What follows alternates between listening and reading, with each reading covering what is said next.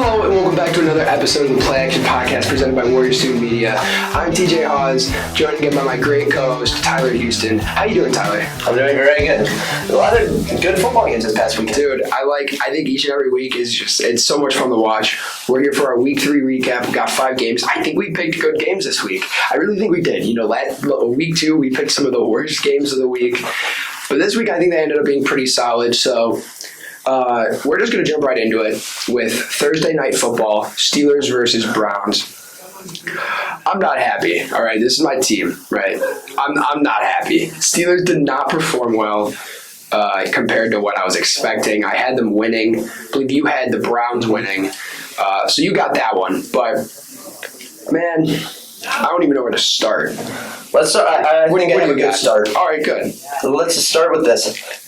Who is to blame here? I'd say to start the year, on the first 3 weeks, is it Trubisky or is it Canada? Let me tell you. Okay, so as I watch each game that we talk about on the podcast, I take notes, right? Just like a few little bullet points, right? Just so we have stuff to talk about here. The first thing I wrote down was, and I quote, Steelers' offense looks very good early in this game. He may have judged Matt Canada too early. That's exactly what I put.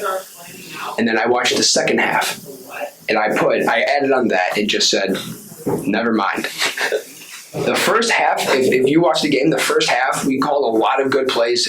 Trubisky was taking a lot more deep shots down the field. We were spreading the ball. And, I mean, we obviously got the George Pickens catch. That's the catch of the year. That is the catch of the year as of right now. It's going to take a lot to beat that. The only issue is that people are comparing it to Odell's catch, and I'm like, dude, just stop. Just stop. I think that catch was even harder because I can't do it. No, I think it's hard. It was hard to catch of Odell's catch because he's looking away and then has to turn his whole body while he was in the air. Odell's was harder. Is that what you're saying? No, I'm saying Pickens. Oh, you're wrong, dude. Odell was double covered and there was a defensive pass interference. He was getting pulled. Odell's was the hardest catch ever made. I'm sorry. Pickens is insane. I agree.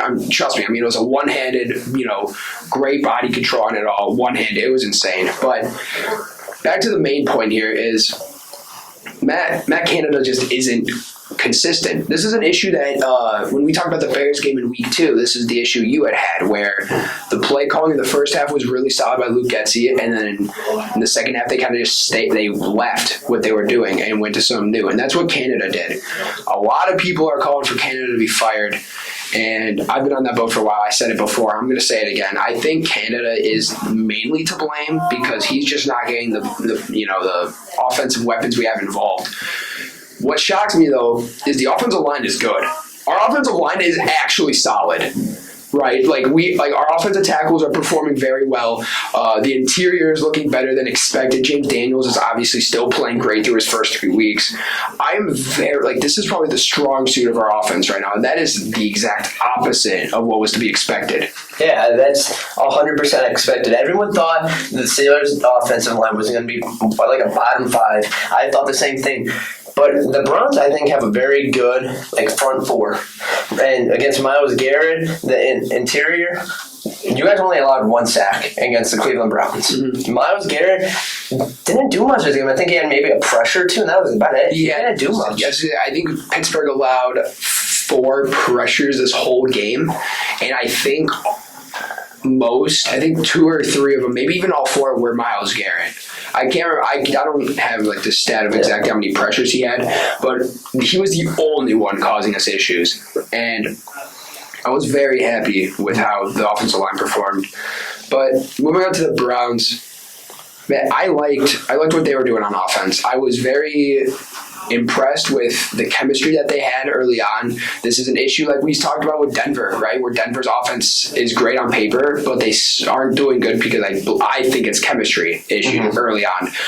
Cleveland is the exact opposite. Their offense on paper does not look that great necessarily with one of the worst starting quarterbacks in my eyes. I mean, he's moved up for me now.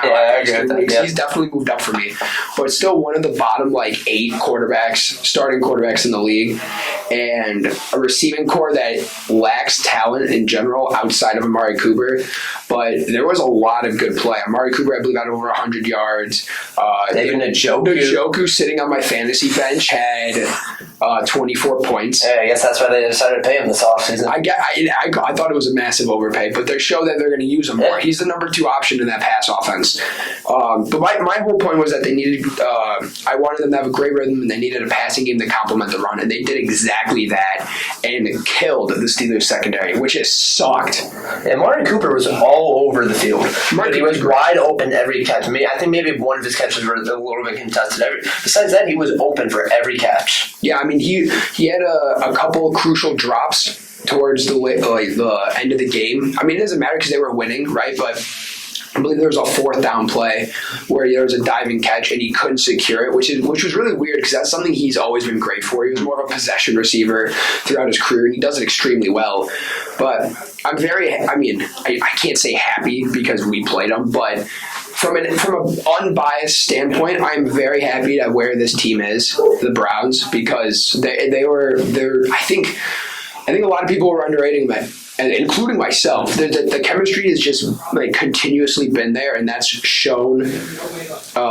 Throughout this game at least, and I think they really are putting themselves out there as an AFC North contender. Yeah, chemistry is a huge part in football. The Browns, going into this season, a lot of people were worried what they were going to do because you didn't have a good quarterback to start off the year. Your receivers really weren't that good besides Amari Cooper. But they put this team together very successfully. And also something I do want to add, for Myles Garrett, on Monday, he was in a car accident. Yeah. I want to mention that. As of now, there is no life-threatening injuries. We do not know his exact injuries, but we hope he'll do all right. I think he got released from the hospital last night. It was either last night or it happened this morning. He was supposed to get released last night. Could have happened this morning. Hope for the best of it for him. As of now, I don't think there's any major injuries because I think if there was, we would have heard. But I hope he's back for this week because Myles Garrett is probably the Browns' best defense. Actually, no, he is the Browns' best defensive player. Yeah, I mean, any player getting into a serious injury like that is very scary. But speaking of injuries, I want to touch on one last point that kind of was really all over the internet. I think the couple of days after this game, that was when linebacker Anthony Walker got injured. He had, I believe, torn his quad or something like that. It was a really bad injury. And it happened on a play where I believe he was blitzing, and a core 4, who's our right tackle, went to hit him, and he hit him, and that's fine. He fell on the ground, and then a core 4 proceeded to jump on him, right? Which sounds really bad.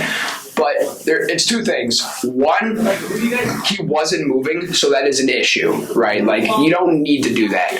But at the same time, that is something that offensive linemen are taught. Mm-hmm. But I think he just did it a little too aggressive. I don't think he literally jumped and belly flopped. No, it's also not like he knew Walker got hurt. Yeah, exactly. So I think people are taking it a little too far and thinking it was you were trying to it's hurt legal, him. And I feel illegal, in a way. It's a mix of both. It's more of an unspoken rule type of deal. You don't mess with someone who's... It's an unwritten rule. Yes, of course. Of course you're not... if he knew he was injured right away, he wouldn't have done anything. Obviously. No player would have done that.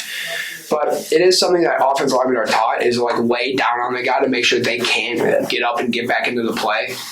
But it was just a little too aggressive. Mm-hmm. There was no I don't believe a penalty was called on it. So, which if it was just an unnecessary roughness penalty. Maybe a fine. I could see a fine being involved, but I think they would have already said that by now. So, I don't know. I just thought I'd throw that out there. That's kind of a quote unquote highlight. I don't want to say highlight because it was a major injury, but it was a talking point of this game. The Steelers also. I do want to add this in, and then we can move on to the next game. You're fine with it. The Browns didn't win this game 29-17. It was a much closer game than it was. There was a final touchdown. Garbage time touchdown. Yeah. Najee fumbling that ball lost me 2.5 fantasy points. This game really messed me up fantasy-wise. I was upset, but it was a pretty good game to watch. But Browns won 29-17. I predicted it wrong, but it's all right. We get at least one game wrong a week. We move. But now we're going to go into the Sunday noon game, and that is the Texans versus the Bears. We're going to start you off with this one because it's your team, but I thought it was, there's a lot. It is a lot. We'll start with the offense because I think the defense, we don't need to talk about that much because they played well. This offense, my first thing that I have to mention, I'm a little concerned right now with this offense. A little? I'm only going to say a little, just because I still believe in Fields. That he's the main problem right now, I think. I believe in him, but he is not playing well. At the same time, too, is it because Luke Getsy doesn't trust him, or is it just because Fields is struggling? I feel like it's a mix of both. I would like to read the stat line real quick. Okay, go for it. Justin Fields, 8 completed passes on 17 attempts, 106 yards, no touchdowns, 2 interceptions. 2 interceptions. We'll mention this for the text today. Rookie Jalen Petrie played amazing this game, and he got both the interceptions. So the 2 interceptions, the first one was intended for Cole Kmet. First year was just overthrown.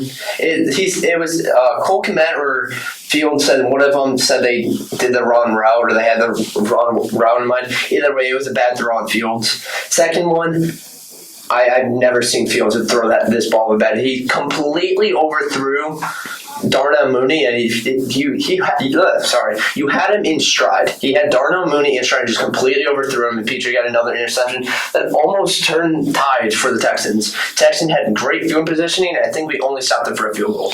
Texans had all the right in the world to win this game. Yeah. I really think they should have won, but with every negative, there is a positive, right? And you guys probably have the best running game in football right now, which is crazy to say, right? Montgomery, 3 carries, 11 yards. He got injured very early on. During pass pro, it was like pass protection. I think he just got his leg rolled up. But, dude, Khalil Herbert, 20 carries, 157 yards, 2 touchdowns. That's an average of 7.8 yards a carry, which is insane. Like, a lot of people are, like, running backs tend to average, like, 4 to 5 at most yards in, like, a season. But, like, in one game, almost 8 yards a carry is incredible. And he looked like the perfect running back for this offense. Yeah, he looked like our number 1 running back. He pretty much looked like we didn't even have David Montgomery. Never was used. He'd never been part of our team. As you mentioned to me this past weekend, the possibility maybe Montgomery gets traded. I was just about to mention that. What do you think? Do you stick with the Montgomery-Herbert duo, or do you trade Montgomery, get assets, and then draft a running back next year? I want to say this. I think it first matters how much we're willing to pay him. I'm not wanting to pay him like $10 million a year. He's going to ask more. Yeah, he's going to want that. He's going to ask. I don't know. Like, if we bring him back, I will be happy. He has played amazing for us. At least last year was a down year. It's a bad offense. I think he missed like 4 games with like some sprain in his leg. But Montgomery has shown that he can be a top running back in this league. Not like maybe top 3 or whatever, but I can see like top 10. He has the talent to do that, and also having a 1-2 punch with Montgomery and Herbert, especially with the field struggling, I think that could be our key part of our offense this year. I like it. I mean, dude, Bears old school team running old school football now. It makes sense. This is exactly what we saw last week against Green Bay, where it was a run heavy offense. And it makes me concerned for Fields' development in general. Even if he isn't playing great, it's being such a young player at such an important and developmental type position, you'd really expect him to be used more and be utilized, or in the coaches utilizing him with his strengths, such as, bootlegs and rollouts, and even putting in some designed QB runs, I think is something that he could excel in. He showed, even in this game, that he is still a great runner as a quarterback, a top 5 running quarterback in the league. But I do think it is a partial coaching issue where he just doesn't. They just don't trust Fields. I also think it's Fields not trusting his receivers. His receivers are very inconsistent, but you still have to have trust in your teammates in order to have a successful offense, and I think it's just a lack of trust all the way around. Darnell Mooney and Cole Kmet, 2 guys we mentioned our last episode, and they need to be involved. They were involved. Cole Kmet had a couple catches for like 40 yards. Mooney dropped several passes. If you want to be a number one receiver in this NFL, you got to make tough catches. The first, I'd say, drop he had was a high throw, but if you want to be a number one, you got to make that play. It is a catchable ball. I understand it's a high pass, but you need to catch that ball. That's something Moody's been good at recently too, is those contested high point catches. He showed that last year where he excelled at those, and now showed that in the preseason as well, and even in the preseason, exactly. And now there's like this drop off. I don't know what it is. I believe he's had 3 catches for 9 or 10 yards all season. And it's like 4 or 5. Like, it's bad. It's not good. We lost Byron Pringle to a calf injury. He's on IR. This receiving group is just getting weaker and weaker by the week. Yeah, it's bad. I mean, but hey, a win's a win. You guys come out on top. I want to talk about the Texans a little bit too, because we can't just sit here and talk about the Bears, right? I don't have much. I feel like this Texans team is, I don't want to say a boring team, but they don't got much. They feel like even though they haven't won a game and they're 0-1 right now, they're still like I still think of them as like a middle of the road type of team. I said this about the Panthers a few episodes ago, that they're going to be competitive all year, no matter how many games they win. And I see the same thing happening for the Texans, where they have a defense that's being coached, or that the coaching is elevating them a lot. An offense that has some solid playmakers, guys like Brandon Cooks and stuff. Why am I blanking on Dameon Pierce, who had a great game, over 100 total yards, and you got good playmakers. Davis Mills hasn't looked great, but I think this is a team that will be competitive. But, Bears come out on top in a very close game-winning field goal by Cairo Santos. Hey, Roquan, I got to add that in there. Roquan played great this game. I think this game could have also shown that he deserves a new contract. Big interception to give us our game-winning field goal, too. So I do have to add that in. He played the best game all year. He didn't have a great first 2 weeks, but he's bouncing back. Give him a couple more weeks, let him be consistent. I'll be back on that train. But right now, I don't know yet. So, with that, we're going to move on to the 3:30 Sunday game that we chose, and that is Jaguars versus Chargers. And oh my, what an incredible game! This game was awesome. I'm going to say this. When we were picking games, I told TJ we should not do this game. I won't lie. I thought this was going to be an absolute blowout by the Chargers. It was a blowout. Well, by the Chargers, I thought. Or I also said we shouldn't do this because I thought like a week ago that they were going to just say Herbert wasn't going to play at all in this game. Hey, good for Herbert. He's a competitor. He proved that he played in this. At the same time, though, I still think you should have sat him. All right, but can we? I agree. But can we talk about the actual good quarterback that played in this game, Trevor Lawrence? Man, Trevor Lawrence.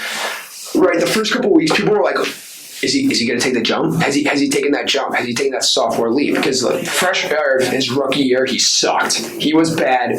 I think that's also bad coaching. The Jaguars last year was abysmal. I was just about to say that. I think it was all Urban Meyer's fault.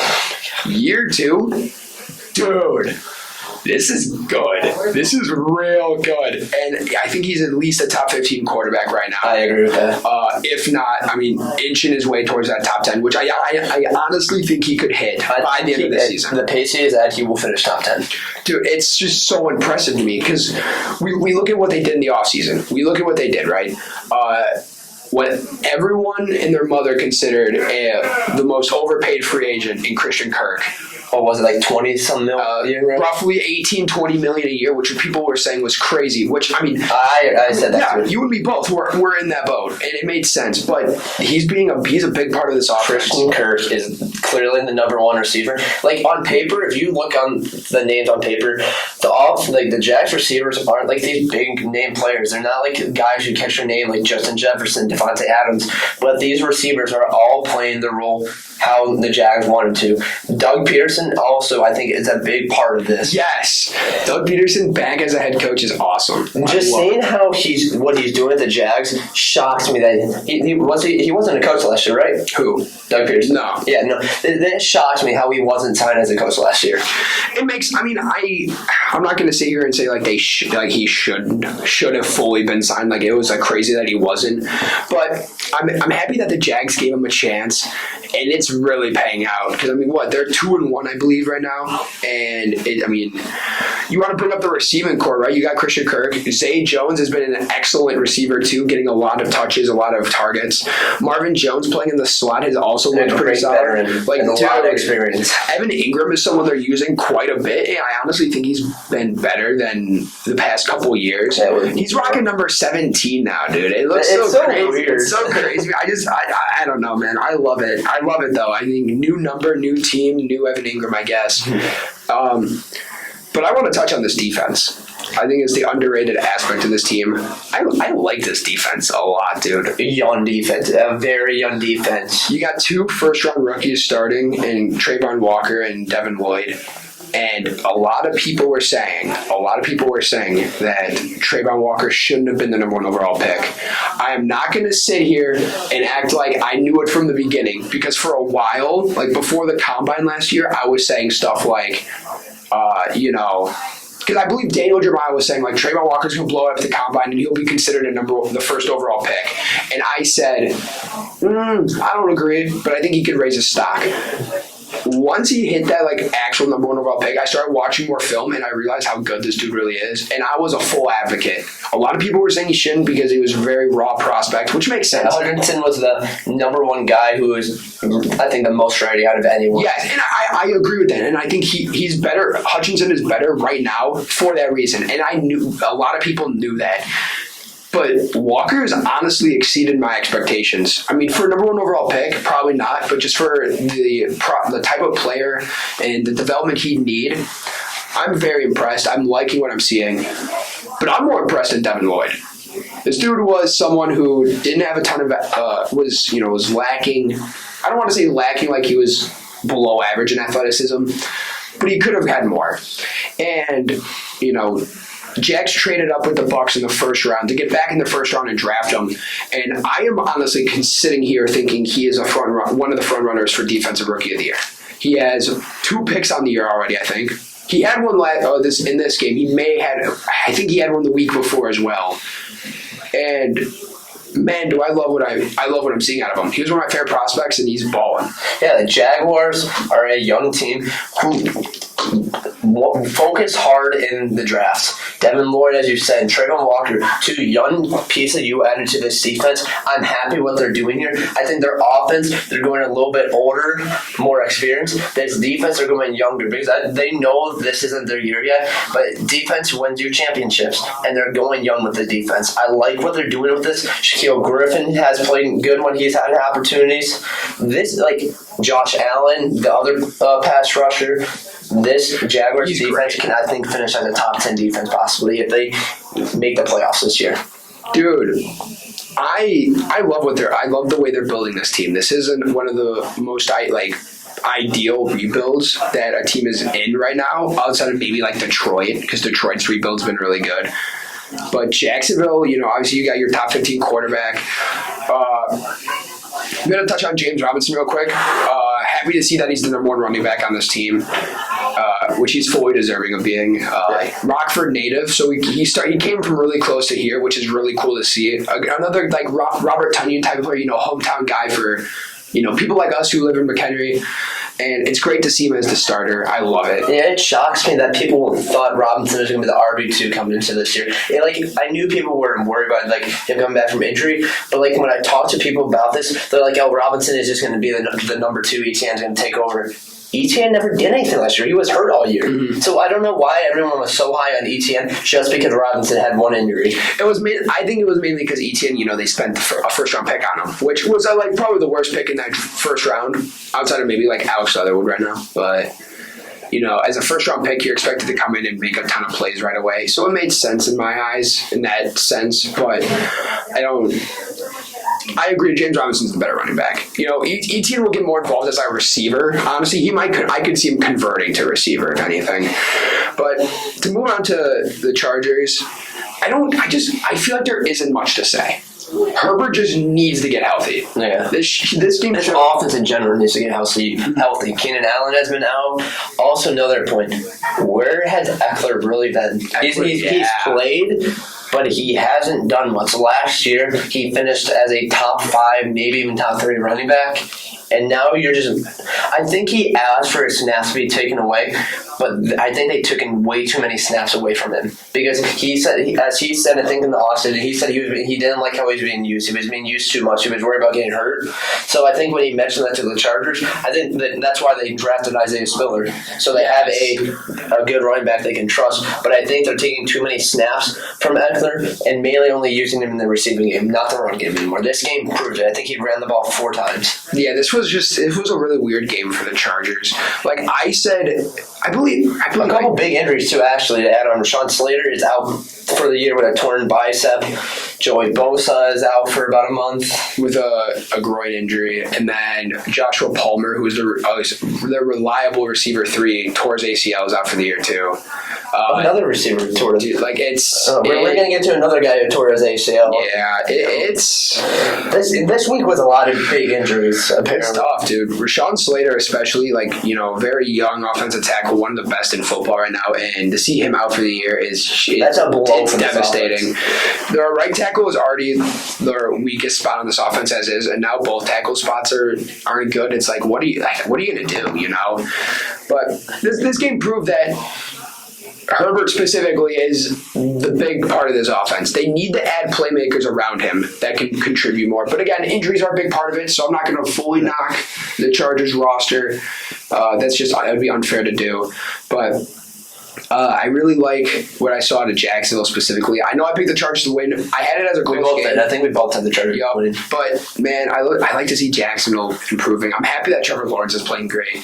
And, man, what a fun game. What a great game. This was a fun game. This is one of the worst teams in the AFC beating one of the best teams in the AFC, or at least preseason-wise. Yeah. What was considered. To start the year off, yeah. Jacksonville's is exceeding expectations by a long shot. And I love what I'm seeing. But we're going to move to, you know what, before I say where we're moving on, I do want to say we said we picked good games. We said that we were picking a game from every time slot, so we didn't really pick this game. But this game sucked. We're going to Sunday Night Football, 49ers versus Broncos. If you love watching punters play, this was your game. Dude, I think it was 17 punts total, if I'm not mistaken. But I want to start this game off with a fun stat from this game. Right? Let's have some positives in this, because if you want to call this as a positive, you can, but I don't know if this is a positive. Oh, God, I thought you were going to make this positive. Okay. The Denver Broncos defense in this game allowed 10 points. Allowed the 49ers offense to score 10 points, okay? The 49ers defense allowed the Denver Broncos to score 9 points. Just based off that alone, who would you say won this game? 49ers. Wrong. Because you forgot they had future Defensive Player of the Year, Jimmy Garoppolo, on their team, giving the Broncos a safety, and then proceeded to let the Broncos win by 1 point. That safety doesn't happen. San Francisco wins. Hey, do you remember the clip 2008, 2009, Dan Orlovsky? This is exactly what it reminded me of. Hey, to be honest, if you're Garoppolo, it was kind of more fortunate that you got a safety, but you threw a pick 6 to Bradley Chubb if it wasn't a safety. Either way, that play was just bad. It was so funny. It was just when I saw I didn't realize it was a safety at first, because you can't see full speed, you can't tell that he stepped out at first. The refs could say they're closer. When they show that replay, he acted like he didn't know he was out of bounds. I don't think he did, but it just reminded me of the Dan Orlovsky play. And I think what was that, a preseason game years ago? Yeah. And that just if you don't know what I'm talking about, look up his name and then just say funny play moment. You'll see it. He ran out of the back of the end zone. He ran to the other side of the end zone. That play, I think, is one of the most hilarious moments I've seen. But as we said, there's probably no positive to this game. No, this game. I guess maybe you could say this. Ayuk, my prediction with Ayuk could be correct. Ayuk was the main receiver. I was gonna say my main focal point for Sanford was I liked how Shanahan utilized Debo and Ayuk. He put Debo in the backfield, and the way Denver runs their defense, he realized that the guys in the backfield get covered up by linebackers, right? So, Debo on a lot of his plays was catching passes around guys like Josie Jewell and Alex Singleton. Guys that just, aren't meant to cover someone like Debo. So I thought that was funny. I loved the way they used him in that sense. But this just wasn't a good game. This really wasn't. A 10-11 score is so bad. Yeah, I want to mention one more thing for the 49ers, then we'll move over to the Broncos. I don't think we want to talk much about this game just because how bad it was. George Kittle came back. He made his season debut. I thought they were going to use him a lot more for, unless he didn't play much. He played in 91% of the snaps, and he only had 4 catches. I would have thought they would have used him a lot more, especially... He may have been mostly a blocker. Yeah, that could be why. So, I honestly didn't, I didn't really notice where his snaps are coming from specifically, but he was probably utilized as a blocker more. Yeah. But let's move to the Broncos now. I don't even really have anything for I got a couple things. Melvin Gordon, I understand they want to use him in Javonte Williams. Gordon, I think, officially has a fumble issue. He fumbled twice this game. He fumbled once against Seattle. I think he fumbled one last week. This week, he recovered. For the first one, he fumbled on their own 5-yard line. So, because he tried to get out of a pile. They were just trying to get out of their end zone so they wouldn't get a safety. And he was trying to do too much. He didn't protect the football, got punched out. Russell Wilson at least was aware and jumped on it. Second one was their touchdown drive. I think he dropped it pretty much. He literally dropped the own ball. He recovered it, but he could have had 5-10 yards out of it. He got no yards because he dropped the ball. Melvin Gordon has shown this year he has a fumble issue, and you need to rely on Javonte Williams more. I think this game in total, the rushing game really wasn't there because the 49ers have a good front seven. Yeah, no, it was at 27 carries, 84 yards total for between both backs. Did not look great, but dude, I was watching this game and I tweeted something out and said, we're going to look back at the Russell Wilson contract extension as one of the worst ones in NFL history. And I fully believe that. I think Russ is... I believe I said this on the podcast, and if I didn't, I'll say it now. I wanted to wait 3 weeks to give some of these teams optimism, like the Broncos, right? I wanted to be optimistic with them, but I just couldn't. Or I want to give them one more week of optimism. And even if they won, I don't think they deserved a win. I don't think either team deserved a win. Both deserved a loss, right? Mm-hmm. And Russ throwing for I don't even know what that completion percentage is. He completed 20 of 33 passes, 184 yards, and no touchdowns, no interceptions. Almost 60, 60, probably a little 60, I would say maybe. That's a rough estimate. It was not great. 60%, 61% of his passes. That's just not good. Also, I got another fun fact for you because you started this off. If I told you 3 weeks into the season a team scored 3 touchdowns and that's it, would you believe me that a team is 2-1? No, they've scored 3 touchdowns this year. Denver, terrible team. How their defense is the only reason why they're winning games. Denver is the worst. I'm not going to say they're the worst team in football, but I think they're the most fraudulent team or overrated. Yep, I think fraudulent team. Terrible. I was thinking about this last night because. The Giants kind of been in the same way. Just everyone's been very high on them. I think just thinking this, the way I was trying to figure out if I thought the Broncos were overrated is I was thinking of all the guys on paper. How good is this team on paper, and how good should they play with their schedule?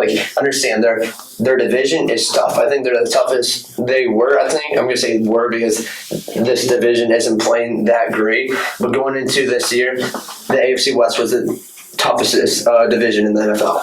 So going from there, going off paper, just all the stars they have on this team, and you're only putting up 3 touchdowns and barely surviving these games. I'm shocked they're 2-1. I don't know how they're not 0-3. Yeah, I just can't believe it. And their only loss came from Seattle. I don't like it. It's so hard to talk about because at this point you don't know who is this on. Is this on Hackett? Is this on? No, it's on Hackett. It's on both. Both suck. I mean, okay. I'll say this: they were much more disciplined. I don't think they had it. I think they maybe had 1 delay of game this past game. But good. That's better. Yeah, better. That's not good still. That was something I mentioned last episode. But this is Broncos are struggling. They're gonna have to pick it up for sure. Yeah, I think both these teams will need to pick it up, but we're gonna move on because this game sucks.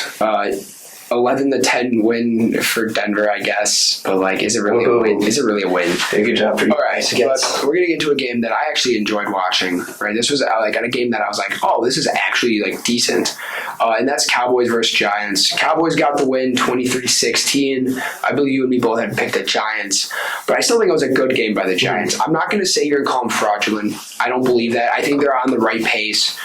I think some people maybe overhype the Giants, but I don't think the Giants are that bad of a team this year, at least as of now. And we still need to give them some time because they're a rebuilding team. But I think they're going to do better than their expectations were going into this year. We got to talk about I